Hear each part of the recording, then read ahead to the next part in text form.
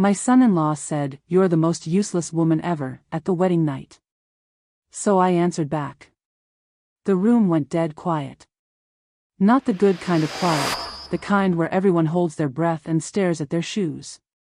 The waitress near the bar actually froze with a water pitcher halfway to a glass. Do you know what it feels like when laughter cuts deeper than any knife? Hi viewers, kindly tell us where you're watching from and what time it is.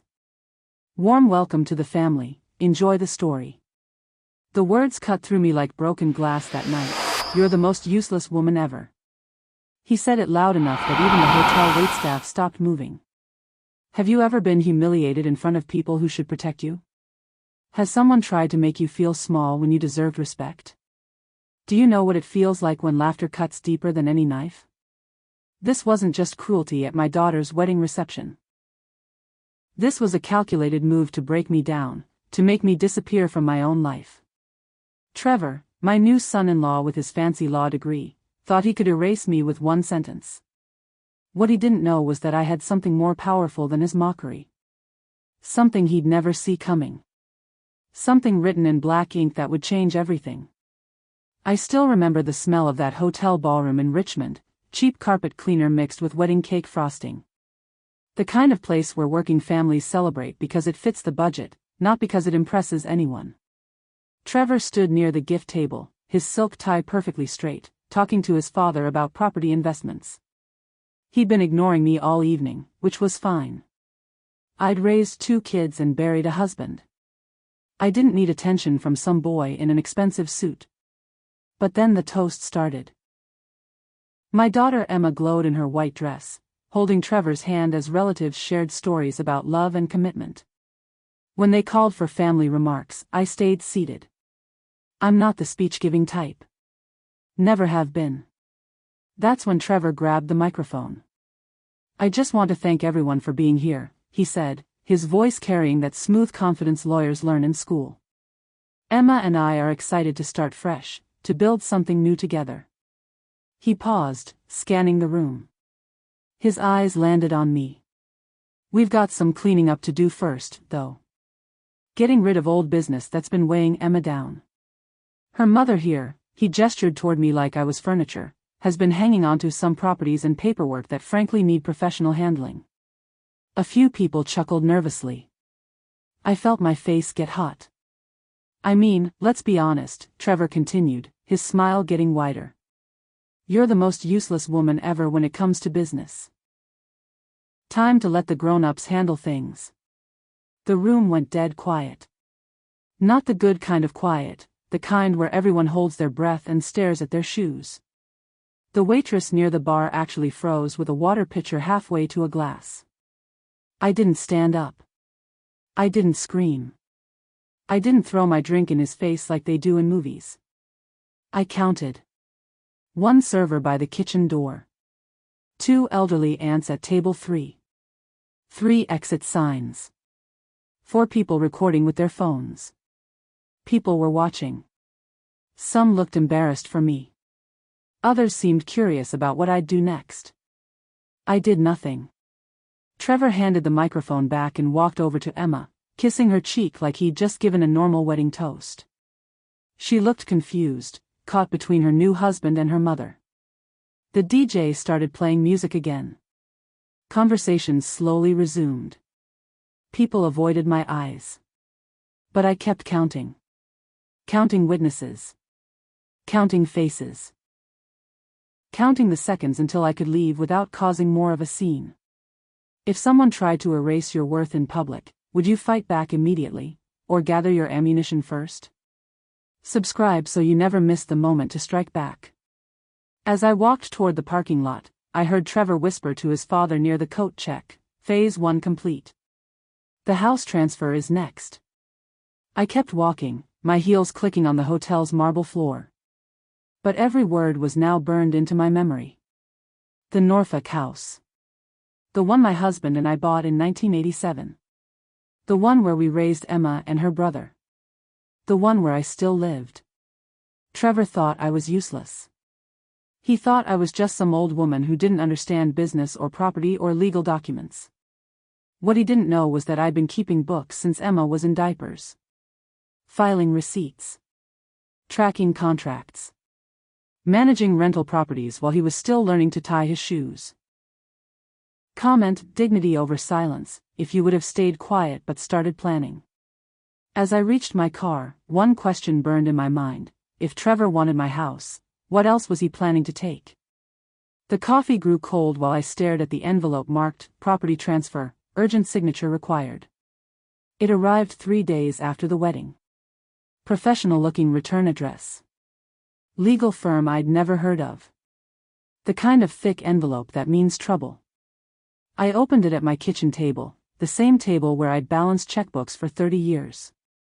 Where I'd signed permission slips and mortgage papers and tax returns. The document inside had my name at the top, Linda Marie Henderson, current property owner. But everything else felt wrong. Legal words I barely understood. References to simplified estate management and family consolidation.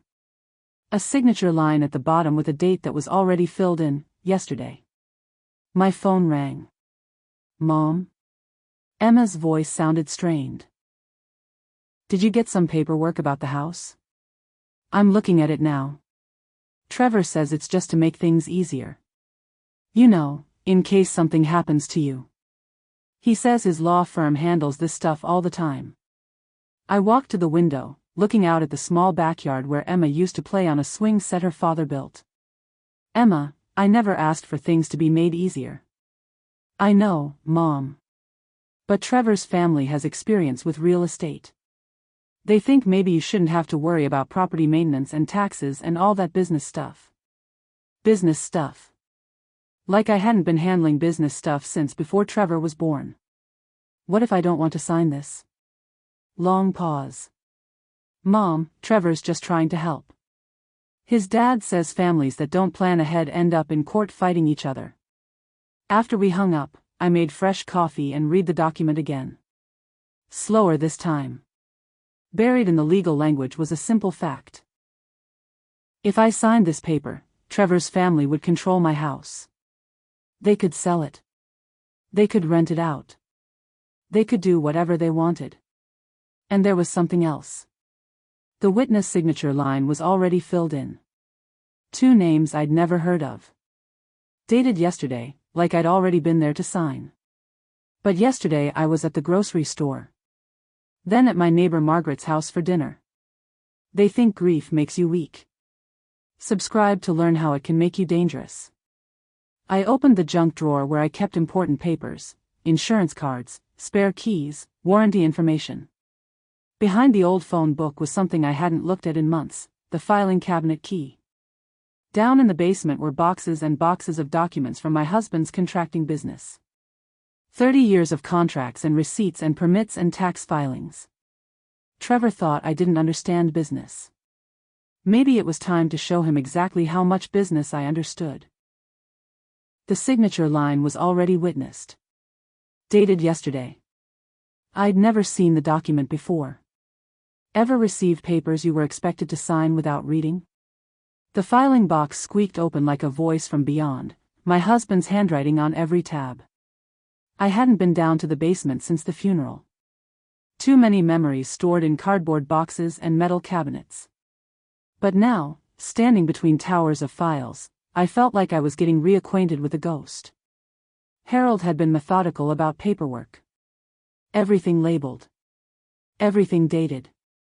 Everything in its place. The first box contained contracts from his construction business. Page after page of job agreements, supply receipts, and payment schedules. But it was the margins that caught my attention. Ask Linda about permits. Linda handles electrical inspections. Check with Linda on city requirements. My name appeared everywhere. In Harold's handwriting. In official documents. On signature lines. I pulled out a folder marked Business Formation, 1989. Inside was the original incorporation paperwork for Henderson Construction Services. 2 names on the business license, Harold James Henderson and Linda Marie Henderson. Co-owners. Equal partners. I kept digging. Property deeds with both our names. Bank signature cards showing joint account authorization. Insurance policies listing me as primary contact for all business claims. In box after box, the same pattern emerged. Harold might have swung the hammers, but I'd handled the paperwork. The permits. The inspections. The tax filings. Trevor's family had never seen these files. One signature can steal your legacy. Subscribe before yours gets forged. The third box contained something that made my hands shake, a manila folder marked, Future Plans, Private. Inside were handwritten notes in Harold's careful script. Plans for retirement. Ideas about passing the business to Emma or her brother. And a letter he'd never sent, addressed to his lawyer. Linda built this business as much as I did. She knows every client, every permit process, every regulation in Norfolk County. If something happens to me, she should have full control of all assets. Anyone who thinks she can't handle it doesn't know my wife. Below that, in red ink, must update will to clarify Linda's business role. But Harold died of a heart attack before he could send the letter. Before he could update anything. I photocopied everything. 3 sets. One for my kitchen file. One for the safety deposit box. One for backup. As I worked, more details surfaced. Bank records showing my signature on every major business transaction. Permit applications in my handwriting. Insurance claims I'd filed and resolved. Trevor thought I was useless at business. These papers proved otherwise. Every contract told the same story. Linda Henderson wasn't just Harold's wife. She was Harold's business partner. By the time I climbed the basement stairs, my arms were full of evidence. Documents that proved I understood property law, construction regulations, and financial management better than most people with fancy degrees. My name was on every permit application, in my own handwriting. Trevor's family had never seen these files. What would you do with proof they didn't know existed? The house transfer documents were still on my kitchen table. But now they looked different. Not like official papers demanding my compliance. They looked like forgeries trying to steal something that was already mine. Margaret read the documents without speaking. Her eyebrow didn't move until she found the co-owner clause. We'd been friends since 3rd grade. Margaret knew me before I was a wife, before I was a mother, back when we were just 2 girls who shared lunches and secrets. Now she worked at the county clerk's office, handling property records and deed transfers. Linda, she said, setting down her coffee cup. This transfer document is garbage. We were sitting in the corner booth at Murphy's Diner, the same place we'd met for coffee once a month for the past 20 years. Margaret had spread my basement findings across the table like evidence in a court case. Look here. She pointed to the business incorporation papers. You're listed as co-founder. Equal ownership. That means any property acquired through business income belongs to both of you. But Harold's gone. Which means it all belongs to you. Not half of it. All of it. Margaret had dealt with property fraud before. She'd seen families try to manipulate elderly relatives out of valuable assets. She knew the warning signs. This witness signature? She tapped the transfer document. I can run these names through our system. See if they're registered notaries. See if they were actually present when this was supposedly signed. What if they weren't? Then this whole document is fraudulent. Margaret pulled out a small notebook and started making lists. Banks to call. Records to request. People to contact. We need to freeze any pending transfers immediately, she said. I can file a hold request first thing Monday morning. That'll stop Trevor from recording any changes while we investigate. Won't that make him angry? Margaret looked up from her notes. Honey, he's already trying to steal your house. How much angrier can he get? She was right.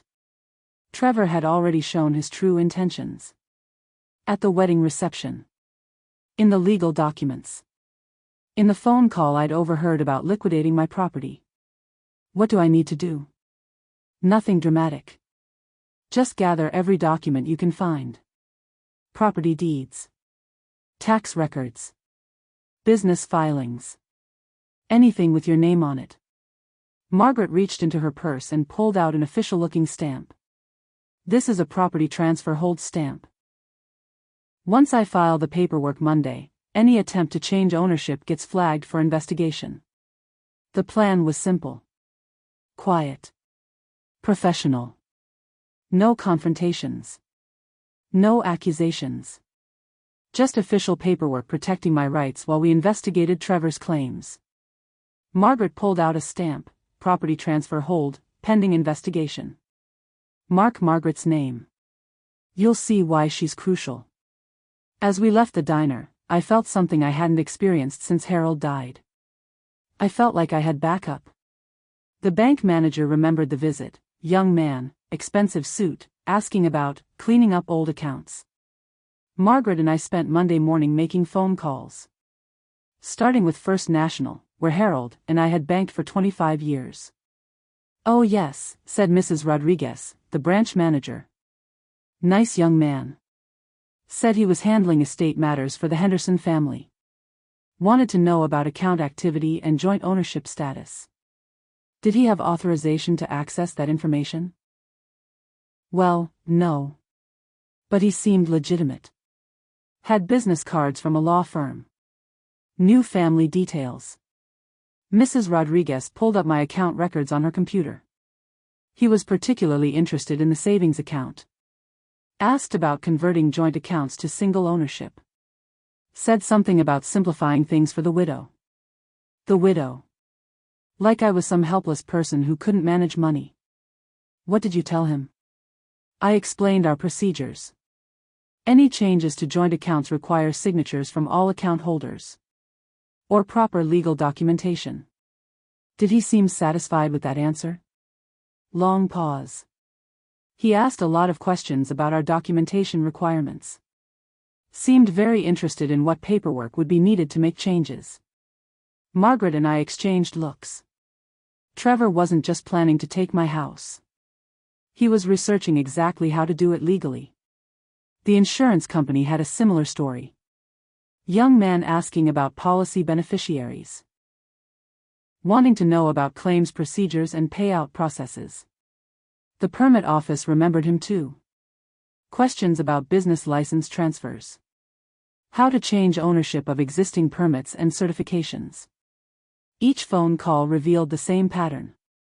Trevor had been methodically researching every aspect of my financial and legal situation. Like he was preparing for a comprehensive takeover. Financial predators scout their victims first. Subscribe to spot the warning signs. But the most disturbing call came from the county assessor's office. "He seemed to know a lot about your property," the clerk told us. Had the exact square footage. Knew about the recent roof repairs. Asked about tax assessment procedures. What kind of questions? Mostly about what happens when elderly property owners can't manage maintenance. Whether the county ever recommends family intervention for property management. My stomach dropped. Trevor wasn't just planning to steal my house. He was building a case that I was incompetent to own it. Margaret took detailed notes of every conversation. Names, dates, specific questions Trevor had asked. A pattern of systematic investigation. "This isn't random," she said as we drove back to my house. "He's been planning this for months. Since before the wedding? Probably since he met Emma. Maybe since he first heard about your property." We pulled into my driveway just as my phone buzzed with a text message from an unknown number. Property transfer deadline Friday. Signature required or legal action initiated. It was Tuesday. Trevor was giving me 3 days to sign over my house voluntarily. The insurance agent kept detailed notes. Beneficiary change requested. Widow unaware. Go public now, or keep digging. What's your strategy? As Margaret and I sat in my kitchen, reviewing all the evidence we'd gathered, one thing became clear. This wasn't about helping me. This was about taking everything Harold and I had built together.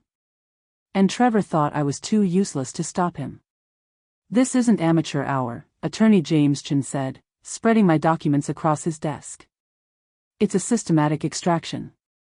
Margaret had recommended James through the county clerk network. Legal aid attorney who specialized in elder fraud and property theft.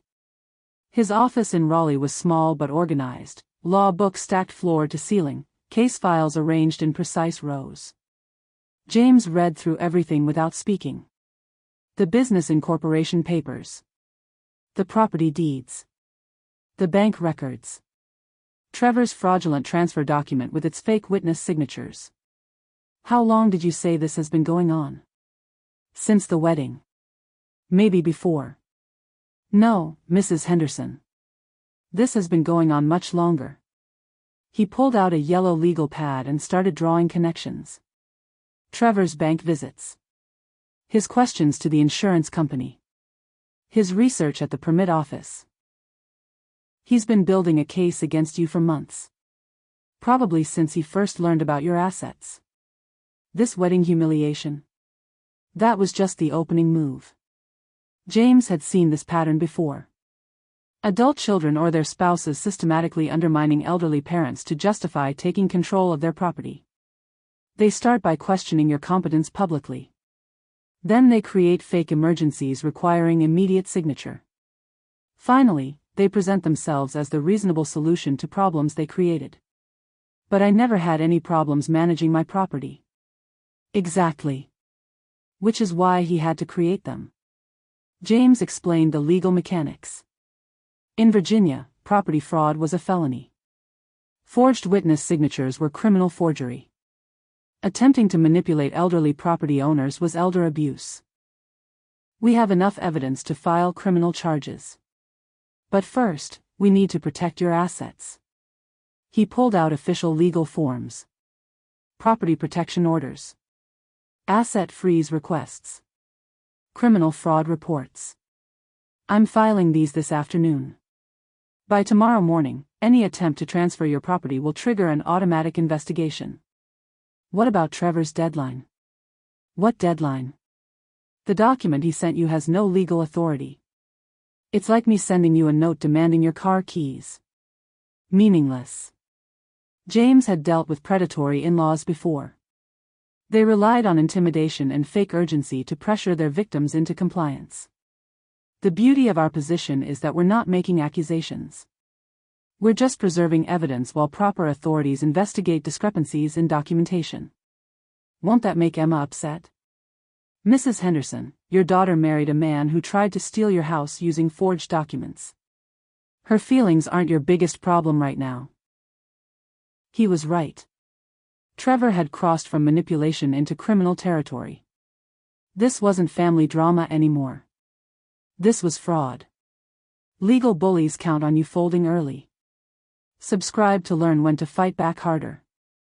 James walked me through the timeline. Asset freeze by Wednesday morning. Criminal fraud report filed with Norfolk County Prosecutor. Property ownership investigation initiated through State Attorney General's office. What do I tell Trevor if he calls? Nothing. All communication goes through my office now. As I signed the legal protection papers, James made one more note on his pad. Mrs. Henderson, men like Trevor count on you staying quiet. They assume elderly women will accept humiliation rather than fight back. The motion went in at 4:47 p.m. Trevor's deadline was 5 p.m. Predict, will the hold be granted in time? I left James's office with something I hadn't felt since Harold died. The confidence that comes from having professional backup in a fight I didn't start but was going to finish. I found the business partnership draft tucked inside a cookbook, like our marriage was just another recipe to follow. It was Harold's handwriting, but more careful than usual. The kind of writing he used for important documents. Dated 6 months before his heart attack. Partnership dissolution and succession plan, Henderson Construction Services. But this wasn't about dissolving anything. It was about protecting everything we'd built together.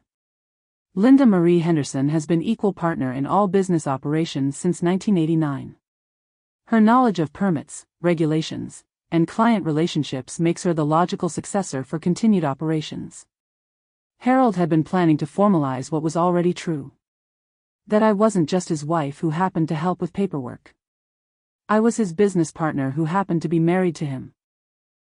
The draft continued in Harold's methodical style. In the event of my death, all business assets, property holdings, and client contracts should transfer directly to Linda. She has demonstrated superior administrative skills and maintains relationships with all municipal departments. Then, in the margin, a note that made my eyes water: Linda built this too. But there was more. A second page I'd almost missed. Concerns about potential family interference. Recommend legal protections against manipulation by children or their spouses who may not understand Linda's business competence. Harold had seen this coming. Somehow, he'd anticipated that someone might try to push me aside after he was gone. He'd written specific instructions about protecting the Norfolk house, property purchased with business income generated through Linda's administrative work. Joint ownership reflects equal contribution to acquisition. At the bottom of the page, a list of documents to locate and organize. Original business license, Linda co-owner. Property deeds, both names. Tax filings, Linda signature required. Permit applications, Linda primary contact. Client contracts, Linda administrative oversight. It was like Harold had left me a treasure map to prove my own worth. They erase your contributions slowly, then suddenly. Subscribe to recognize the pattern. I photocopied everything. 3 sets, just like before. But this time I also scanned them into Margaret's computer and emailed copies to James Chen's office. The original intent was clear. Harold wanted me protected. He wanted my business role recognized. He wanted documentation that would prevent exactly what Trevor was trying to do. As I put the cookbook back on its shelf, I noticed something else. Harold had been using it as a filing system. Other recipes contained business documents, tax receipts, even client contact information. The man who everyone assumed handled the business side, while I managed the household side, had been hiding business documents in kitchen cookbooks. Maybe Harold understood better than anyone that there was no real separation between the life we lived and the business we ran. They were the same thing.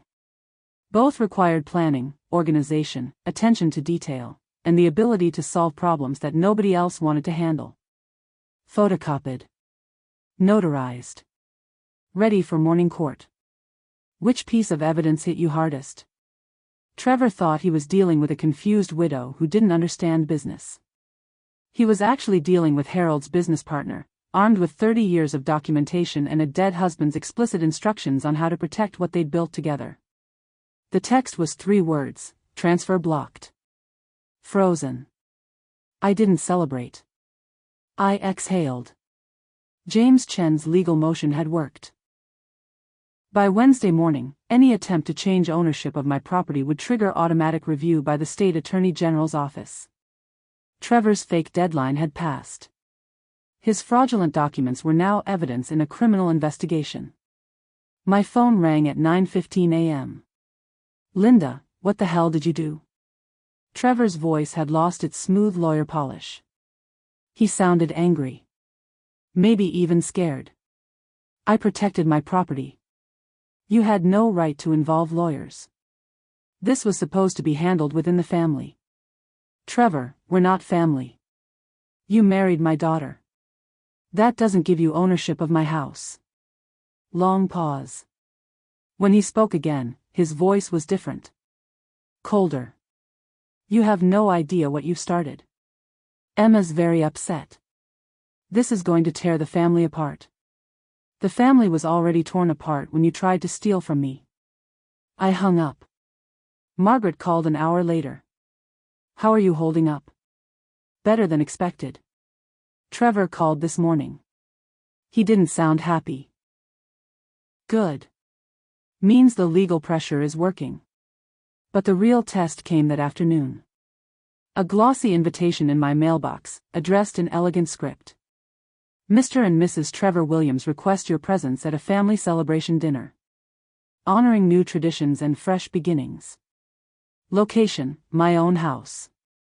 Date, Friday evening. Trevor was planning to host a dinner party at the property he'd tried to steal. Using my kitchen, my dining room, my grandmother's china. "Are you going to go?" Margaret asked when I called her. "I don't know. It feels like walking into a trap. Or it could be intelligence gathering. See what they're planning next." The invitation was thick cardstock, professionally printed.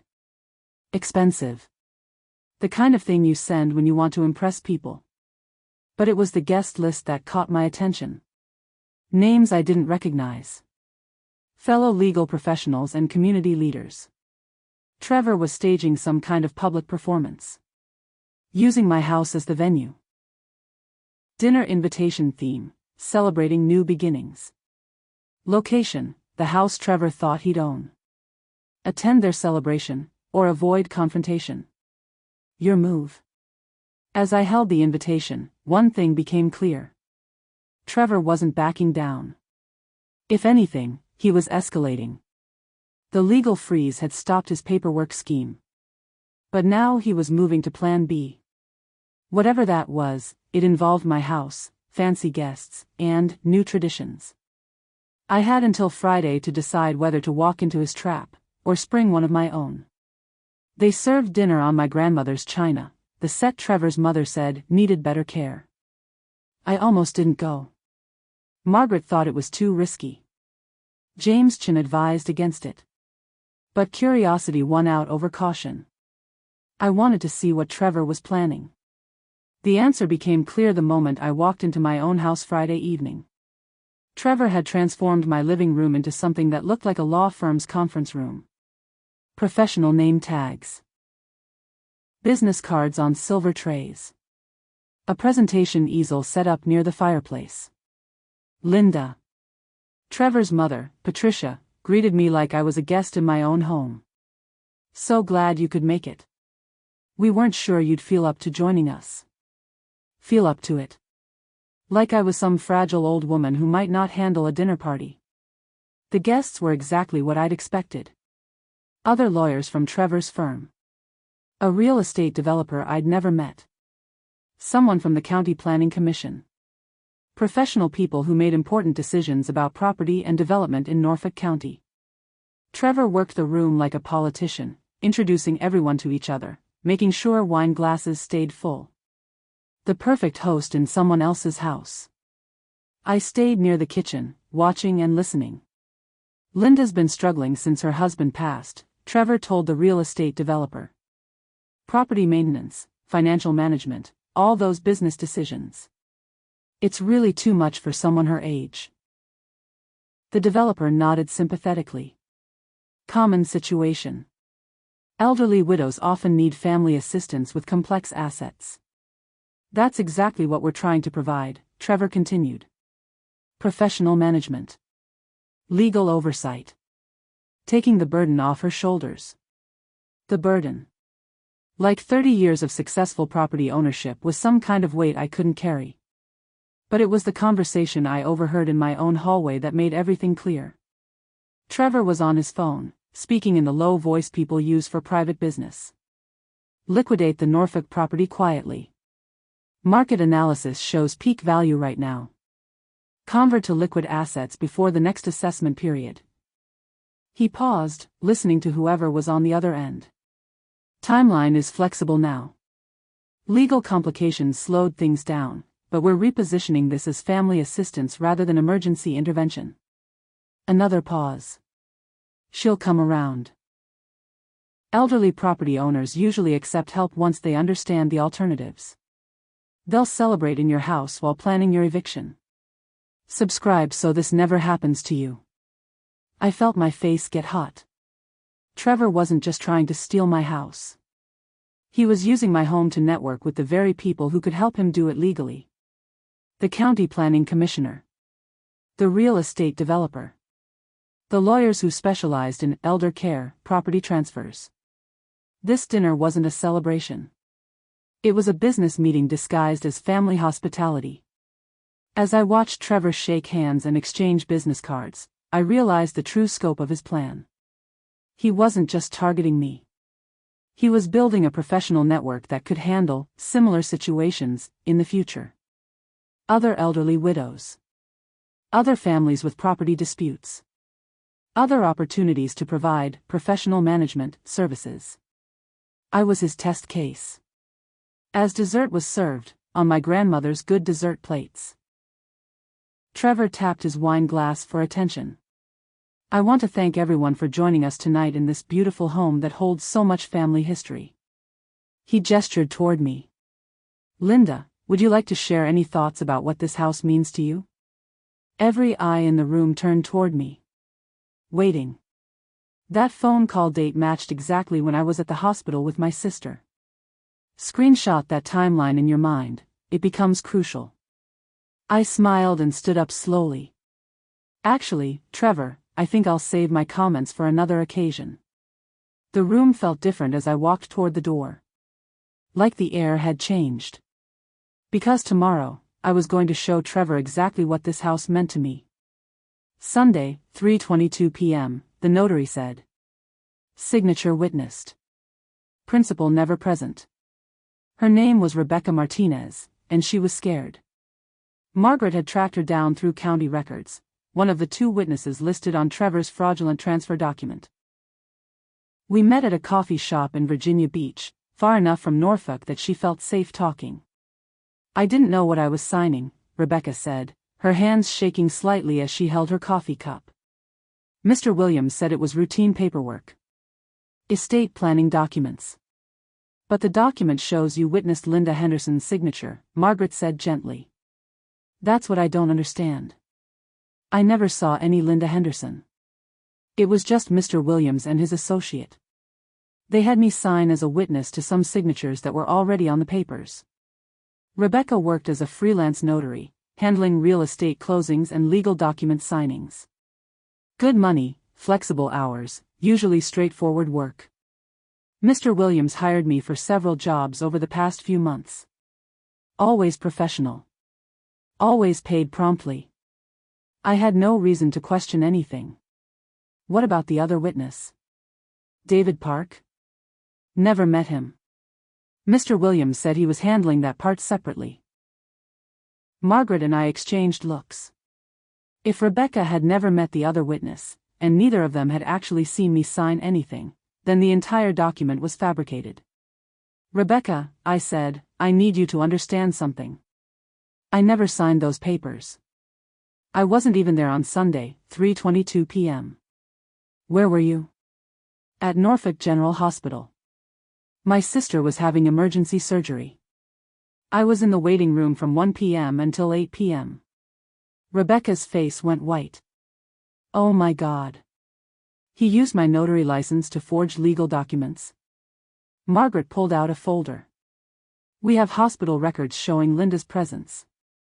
Security footage from the waiting room. Parking receipts. A complete timeline. What do you need me to do? Tell the truth to the prosecutor. Provide your records of the meeting with Trevor. Help us prove this was systematic fraud. Rebecca opened her purse and pulled out a small appointment book. Every notary job meticulously recorded. Times, locations, clients, document types. Sunday, October 15th, 3:22 p.m. Trevor Williams. Property transfer documents. Client signature pre-completed. No principal present. She had documented Trevor's fraud without realizing it. There's something else, Rebecca said. Mr. Williams asked me to backdate the notarization. Said there had been a scheduling error and the documents needed to show an earlier completion date. Did you do it? Yes. I changed the date from Sunday to Friday. To match what he said the original appointment should have been. Margaret made detailed notes. The fraud was even more extensive than we'd realized. Not only had Trevor forged my signature, he'd manipulated the dates to create a false timeline. I kept copies of everything, Rebecca continued. It's standard practice. All the documents, the original dates, the changes Mr. Williams requested. Is this enough evidence to challenge everything? As we left the coffee shop, Rebecca handed me a manila envelope. Complete documentation of every interaction with Mr. Williams. Dates, times, specific requests. I never thought I was helping someone commit fraud. Building access logs, office closed Sundays. Entry recorded, impossible.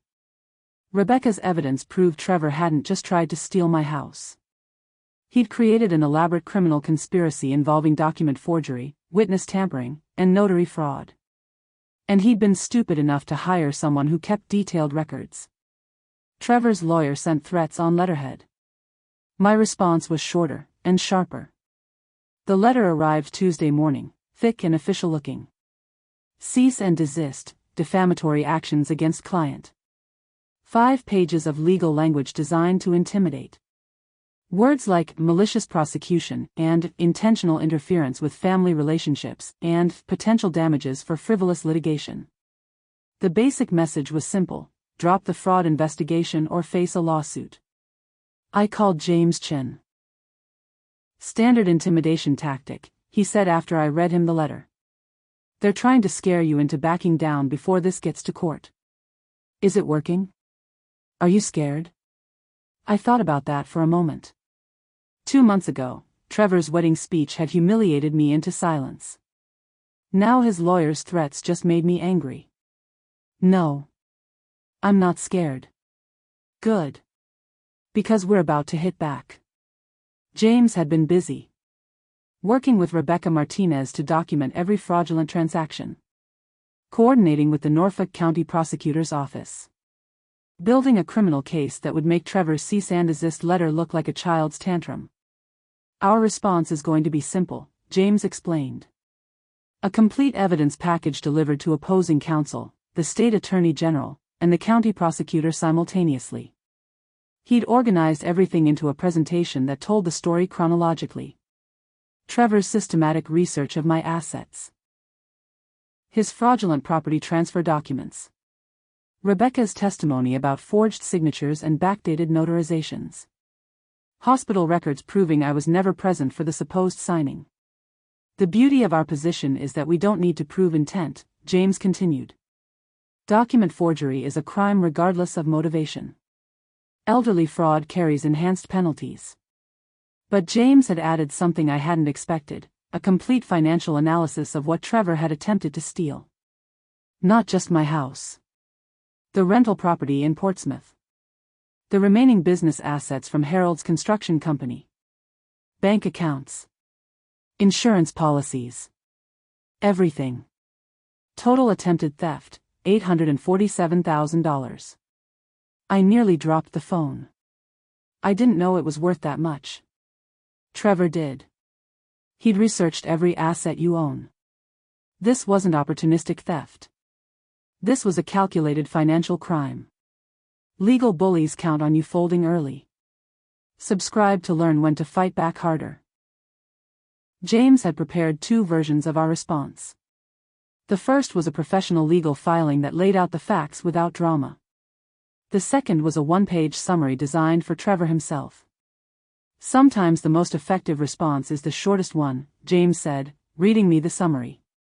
Mr. Williams attempted to steal $847,000 in assets through document forgery and elderly fraud. Criminal charges are pending.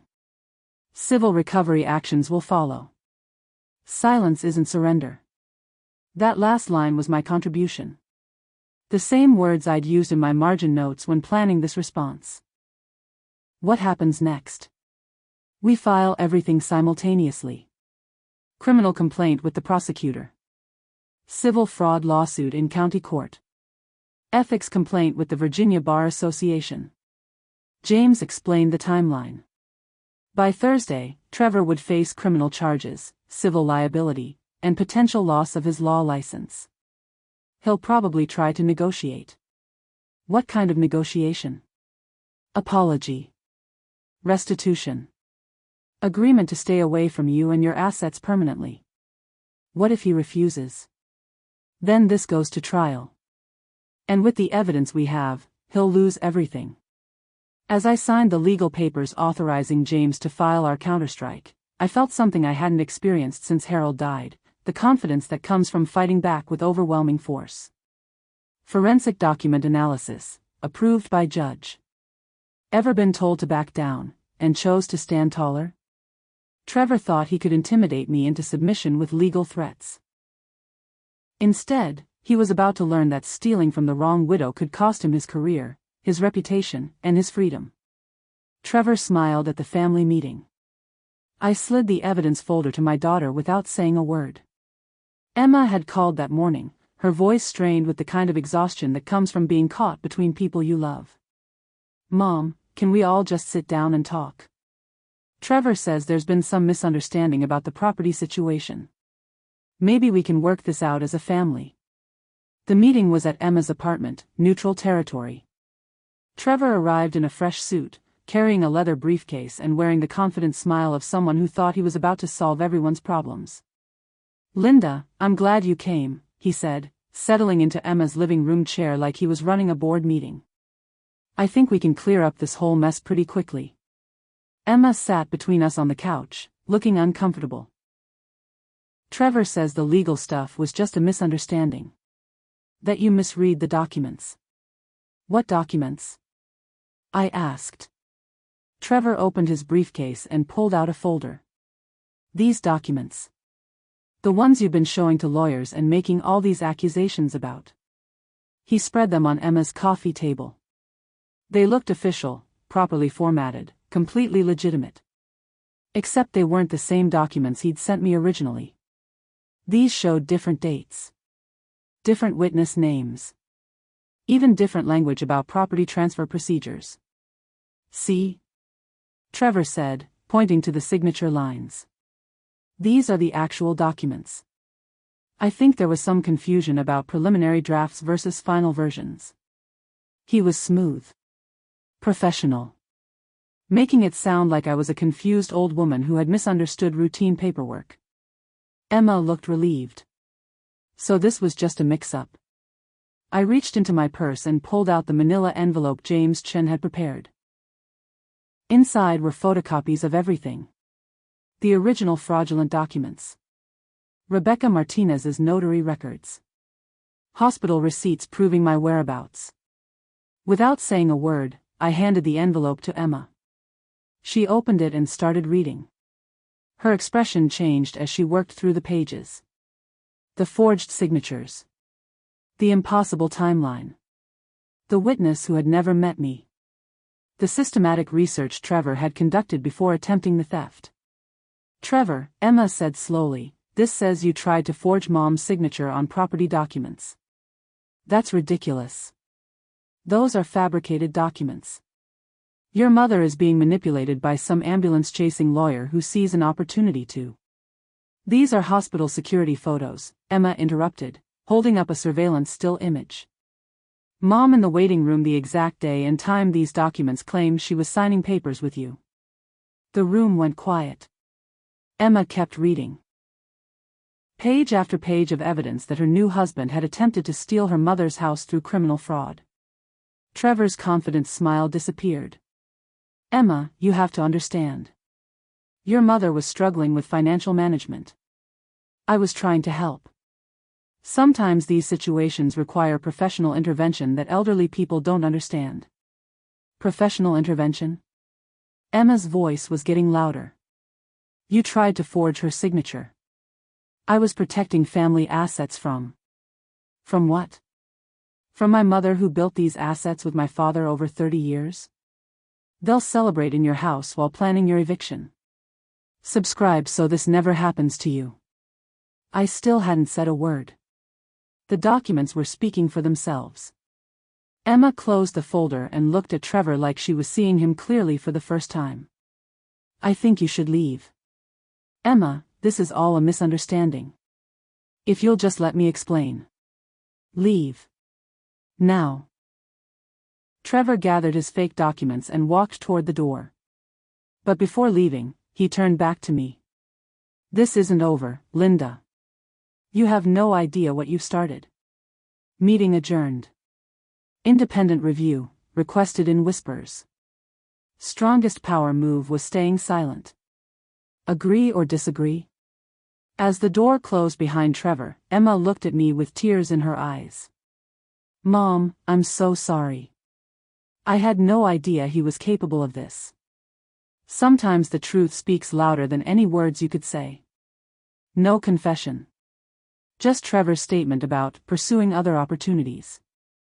The call came from James Chen on Thursday afternoon.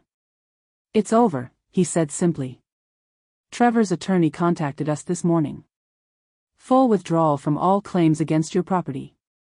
No admission of wrongdoing, but complete cessation of any attempts to interfere with your assets. What changed his mind? The Norfolk County prosecutor was ready to file felony fraud charges. The Virginia Bar Association had opened an ethics investigation. And the civil lawsuit was requesting punitive damages that would have bankrupted him. Trevor had calculated the cost of fighting versus the cost of surrendering. Surrender was cheaper. Is Emma okay? According to his attorney, they're separating. She filed for annulment yesterday. The marriage that started with my humiliation was ending with Trevor's legal defeat. There was probably poetry in that, but I was too tired to appreciate it. James had negotiated a clean resolution. Trevor would stay away from me, my property, and my family permanently. Any future contact would result in immediate criminal prosecution. What about restitution? He's agreed to pay all your legal fees. About $8,000. Plus a written acknowledgement that you are the sole legal owner of all properties in question. $8,000 seemed like a small price for trying to steal nearly $1 million in assets. But criminal prosecution would have taken months, cost more money, and kept this mess hanging over our family. Sometimes winning means accepting victory without vengeance. That evening, Emma came over to my house. She looked exhausted but relieved. I moved my stuff out of Trevor's apartment, she said, settling into the kitchen chair where we'd had so many conversations over the years. I'm staying with Margaret for a few weeks while I figure things out. How are you handling all this? Better than I expected. I keep thinking about that wedding speech. How he humiliated you in front of everyone. I should have said something then.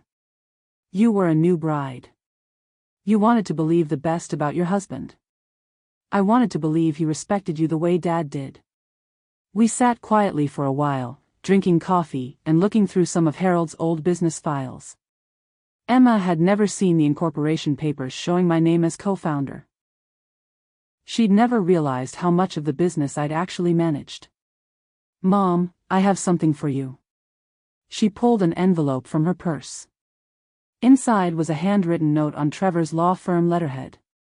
Linda Henderson demonstrated business competence and legal knowledge that I underestimated. She was right to protect what she had built. Not exactly an apology, but an acknowledgement. Trevor's note: you were always sharper than we realized. Pursue full consequences, or accept graceful victory. The next morning, I woke up in my own house, surrounded by my own things, with complete legal control over everything Harold and I had built together. Trevor was gone. The threats were over. For the first time in months, I felt truly safe. The file cabinet lock turned easily, like it had been waiting for me to come home. Spring had arrived in Norfolk while I was fighting Trevor's attempts to steal my life. Now, with the legal battle behind me, I could finally organize the chaos he'd created. But this wasn't just about cleaning up. It was about building something Trevor's scheme had accidentally revealed, a complete archive of everything Harold and I had accomplished together. The basement filing system became my project. Every contract, every permit, every payment record organized chronologically. Not just as evidence against future theft attempts, but as a record for Emma and her future children.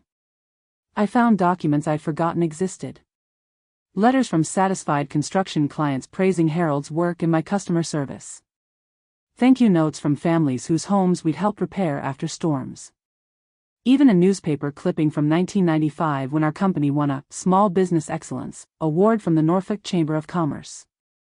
Harold and I had built more than just a construction business. We'd built relationships. Trust. A reputation for honest work at fair prices. Trevor had tried to reduce all of that to a property grab and a bank account balance. Margaret helped me set up a proper filing system in Harold's old office upstairs. Metal cabinets replaced cardboard boxes. Everything labeled, indexed, and accessible. "You're creating a legacy archive," Margaret observed as we sorted through decades of business correspondence. "I'm creating protection. If someone else tries what Trevor tried, they'll find 30 years of documentation waiting for them." But the archive wasn't just defensive. It was educational. Emma started coming over on weekends to help organize files. In the process, she learned about the business her father had built and her mother had managed. "I never knew you handled all the permit applications," she said, reading through a file of city planning documents. "Your father was good at construction. I was good at bureaucracy. We made a good team. Your legacy lives in the papers you keep. Subscribe to protect what matters most." As winter turned to spring, the archive project revealed something unexpected. Harold had been preparing for exactly this situation. Behind the oldest ledger in his desk drawer, I found an envelope marked, "For Linda's eyes only." Inside was a letter dated 3 months before his heart attack. "Linda, if you're reading this, something has happened to me and you're probably dealing with people who don't understand what we built together. Don't let anyone convince you that you were just my helper. You were my partner in every decision we made. The construction business exists because you handled the regulations, the inspections, the customer complaints, and the financial planning. I swung hammers. You built the company. If anyone tries to take what's yours, remind them that Henderson Construction Services was never just Harold Henderson's business. It was always Harold and Linda Henderson's business. You're stronger than you know. Smarter than they assume. And you have every legal right to protect what we built together. Don't let them erase you." Behind the oldest ledger, an envelope marked, "For Linda's eyes only." What would you preserve for people you may never meet? Harold had known this day might come. And he'd left me exactly the words I needed to hear. Not from a lawyer. Not from a judge. From the man who'd known my worth when we were building our life together, one project at a time. They didn't applaud when I walked in. They nodded, like people finally understanding who I'd always been. The Norfolk Small Business Association meeting was something I'd avoided for months. Too much attention.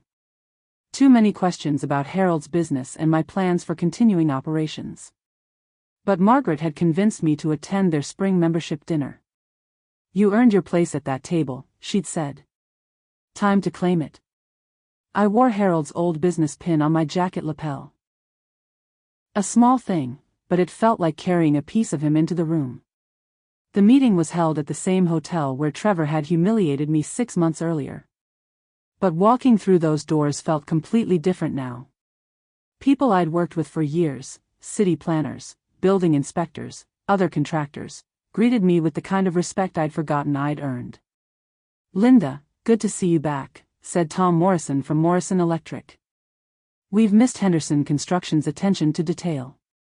"Are you thinking about taking on new projects?" asked the woman from the permit office. "We could use more contractors who actually read the regulations." For years, I'd been Harold's wife who handles the paperwork. Now I was being acknowledged as Linda Henderson, business owner. The evening's program included recognition of members who had contributed to community development projects. When they called my name, I was surprised. Linda Henderson, for 30 years of professional permit management and regulatory compliance that helped maintain construction standards in Norfolk County. I walked to the front of the room, accepted a small plaque, and found myself facing the same crowd where Trevor had once called me useless. "Thank you," I said into the microphone. "Harold and I built our business on the idea that honest work at fair prices never goes out of style. I'm proud to continue that tradition." Simple words. But they felt like reclaiming my voice. After the ceremony, people approached me with project inquiries. Nothing huge, bathroom renovations, deck repairs, small additions. The kind of work Harold and I had specialized in. "I'm not taking on new construction," I explained. "But I'm still available for permit consultation and project management."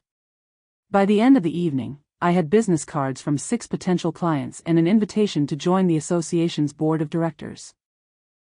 As I walked to my car, Emma was waiting in the parking lot. "How did it go?" she asked. "Better than expected. They want me to run for the board." "Are you going to do it?" I thought about that. 6 months ago, I would have said no. Too much attention. Too much responsibility. Now it felt like the natural next step. Maybe. It would be a good way to help other women who find themselves running businesses they didn't expect to inherit. Emma hugged me. "Dad would be proud. Drop the one line you'll carry with you from Linda's journey." We drove home through the Norfolk streets where Harold and I had worked on dozens of projects. Past houses we'd repaired, businesses we'd helped build, neighborhoods where our work had become part of the community. At a red light, Emma said, "Mom, I want to learn the business. Not to take it over, but to understand what you and Dad built together. It's not glamorous work. Lots of paperwork. Lots of dealing with regulations and inspectors. Sounds like exactly the kind of work I'm good at." The light turned green, and we drove home to the house that Trevor had tried to steal. The house where Harold and I had planned our life together. The house that was now completely, legally, and permanently mine. Open sky, cool air, my name finally written in handwriting that won't be erased. As I unlocked my front door, I realized that Trevor's attack had given me something unexpected, the opportunity to prove to myself, my daughter, and my community exactly who Linda Henderson had always been. Not Harold's helper. Not Emma's mother. Not some useless old woman who needed professional management. Linda Henderson. Business owner. Property manager. The woman who built something worth stealing, and strong enough to protect it.